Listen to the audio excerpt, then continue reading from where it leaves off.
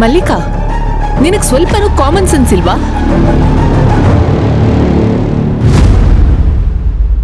ಅಪ್ಪನ್ ಮುಂದ್ಗಡೆ ಹೊರಗಡೆ ತಿಂಡಿನ ಹೇಳ್ಕೊಂಡ್ ಎಂಜಾಯ್ ಮಾಡ್ಕೊಂಡು ತಿಂತಾ ಇದೆಯಲ್ಲ, ಅವ್ರಿಗೂ ತಿನ್ಬೇಕಂತ ಅನ್ಸತ್ತಲ್ವಾ?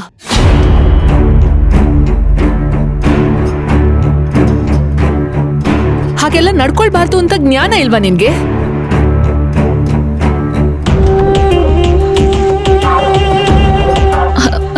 ಅಯ್ಯೋ, ಹೌದಲ್ವಾ? ಸಾರಿ, ನನಗಿದು ಹೊಳಿಲೇ ಇಲ್ಲ.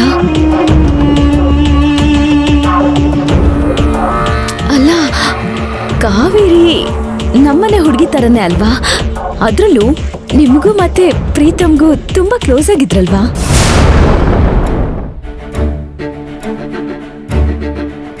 ಏನೋ ನಮ್ ಕಾವೇರಿಗೆ ಮದ್ವೆ ಫಿಕ್ಸ್ ಆಗ್ತದೆ ಅಂತ ಖುಷಿಗೆ ಒಂದ್ ಸ್ವೀಟ್ ಜಾಸ್ತಿ ತಿನ್ಬಿಟ್ಟೆ. I am sorry.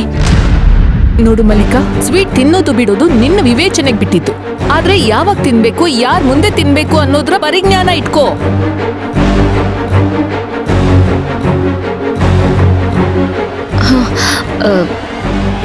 I am sorry ಮಾವ.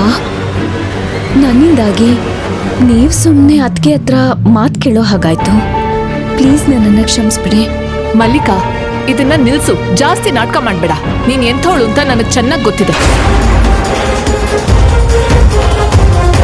You stop it.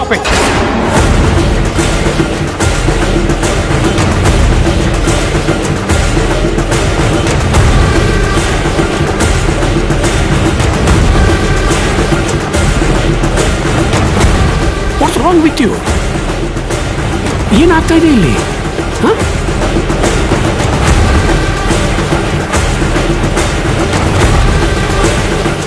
I'm sorry ಪದ್ಮ ಅವರೇ. ಪಾಪ ಪದ್ಮ ಅವರು ಒಂದು ಒಳ್ಳೆ ಸುದ್ದಿನ ನಮ್ಮ ಜೊತೆ ಹಂಚ್ಕೊಳ್ಳೋದಕ್ಕೆ ಬಂದಿದ್ದಾರೆ. ನೀ ನೋಡಿದ್ರೆ ಅವ್ರ ಮುಂದೆನೇ ಅವ್ರ ಮನಸ್ಸಿಗೆ ನೋವಾಗೋಗಿ ನಡ್ಕೋತಾ ಇದೆಯಲ್ಲ.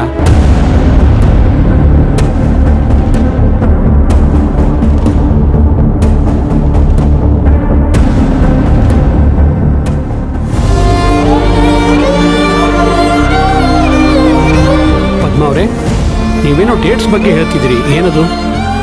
ಹೌದು ಸರ್, 3 ಡೇಟ್ ಕೊಟ್ಟಿದ್ದಾರೆ. ಅದ್ರಲ್ಲಿ ಒಂದು ಡೇಟ್ನ ಫೈನಲ್ ಮಾಡಿಕೊಂಡು ಅವತ್ತೇ ನಿಶ್ಚಿತಾರ್ಥ ಮಾಡಬೇಕು.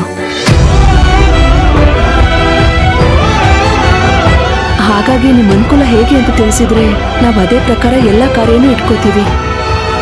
ನಂದೇನಿದೆ ಪದ್ಮ ಅವರೇ, ನೀವು ಯಾವ ದಿವಸ ಫಿಕ್ಸ್ ಮಾಡಿದ್ರು ನಾವು ಬರ್ತೀವಿ.